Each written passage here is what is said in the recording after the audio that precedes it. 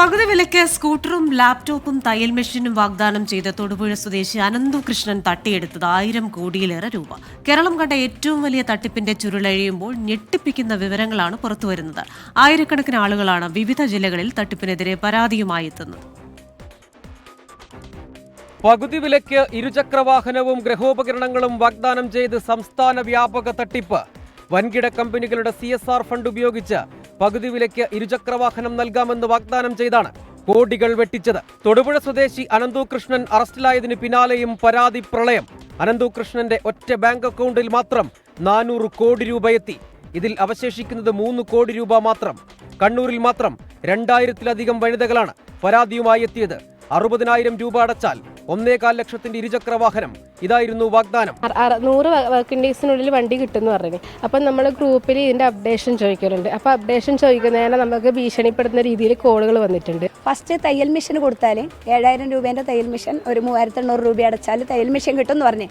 അപ്പോൾ അതെനിക്ക് കിട്ടി.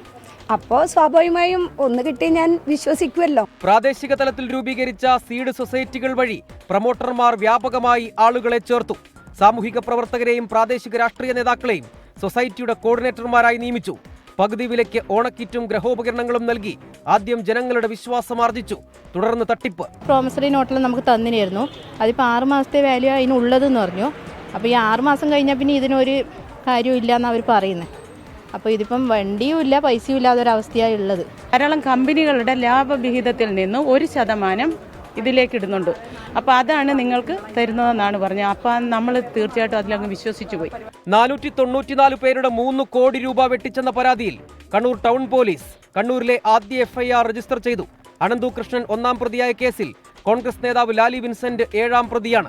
700ഓളം പരാതികളാണ് നമ്മൾക്ക് ഇതുവരെ ലഭിച്ചിട്ടുള്ളത്. ലഭിച്ചിരിക്കുന്ന പരാതികളെല്ലാം കേന്ദ്രീകരിച്ചുകൊണ്ടുള്ള അന്വേഷണം പോലീസ് ആരംഭിച്ചിട്ടുണ്ട്. കണ്ണൂർ ടൗണിൽ 168/25 എന്ന രീതിയിൽ ചീറ്റിംഗുമായി ബന്ധപ്പെട്ടിട്ടുള്ള ഒരു FIR പോലീസ് രജിസ്റ്റർ ചെയ്തിട്ടുണ്ട്. ഇതിനിടെ പരാതി പോലീസ് പരിഗണിക്കുന്നില്ലെന്ന് ഒരു വിഭാഗം പരാതിക്കാർ ആരോപിച്ചു. അവർക്ക് ആർക്കും ഇതിൽ നമുക്ക് തൃപ്തരല്ല. നമുക്ക് അനന്തകൃഷ്ണൻ മാത്രം കേസെടുത്താൽ പോരാ, ഇവർക്കെതിരെ കേസെടുക്കണമെന്നാണ്.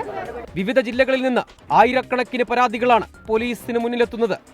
സംസ്ഥാനം സമീപകാലത്ത് സാക്ഷ്യം വഹിച്ച ഏറ്റവും വലിയ സാമ്പത്തിക തട്ടിപ്പ്. വിവിധ ജില്ലകളിലെ 10,000-ങ്ങളിൽ നിന്നായി 1000 കോടിയോളം തട്ടിയെന്നാണ് നിഗമനം. മിഥുൻ ചാത്തോത്തിനൊപ്പം സജോ ദേവസ്യാം, 24 കണ്ണൂർ.